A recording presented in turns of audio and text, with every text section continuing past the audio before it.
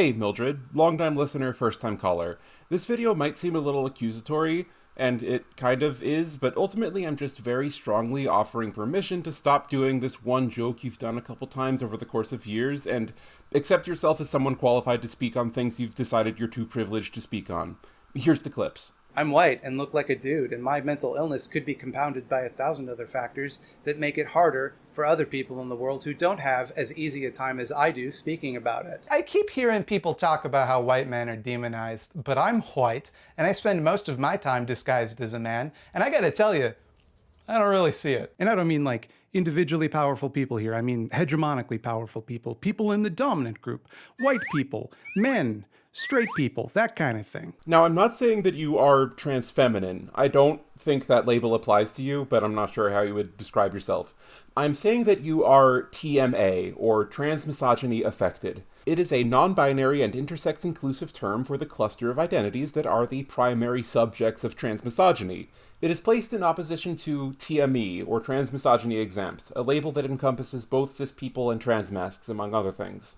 These terms are intended to be deliberately broad, to aim outside of the infinite multitudes of gender identity and towards the material effects of oppression. The main point of contention with these terms is that, well, almost everyone is subject to transmisogyny sometimes. However, only some people are allowed by cisgender society to exempt themselves from it. Like, random example, the racist transvestigation of Iman Khalif. You could very well say that transmisogyny was a motivating force in her persecution, but she still had an out that a trans woman in her position would not have had, and she used it to avoid a situation that would have been vastly more dangerous had she not had the option. And, again, this is assuming all else is equal, because transmisogynists love to assume that every trans femme on Earth is white. Now, thought Mildred Slime.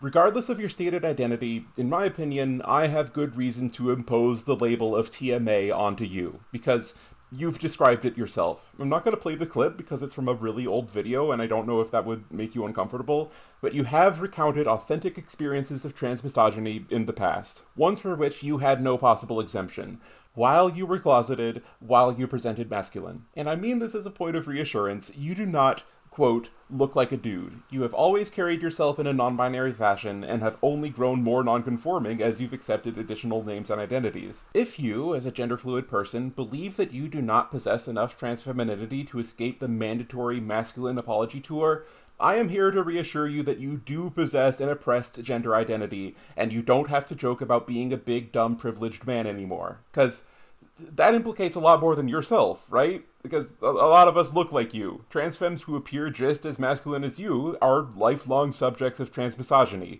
as you have told us you were and are. TMA people do not possess male privilege, and neither do you. Not now, not ever. The closet is not a privilege. The closet does not exempt you from experiencing transmisogyny. The claim that assigned masculinity imposes privilege on us that we are required to continuously answer for and correct for our male upbringing is, in fact, one of the main arms behind the subjugation of trans femmes. And I'd like you to stop.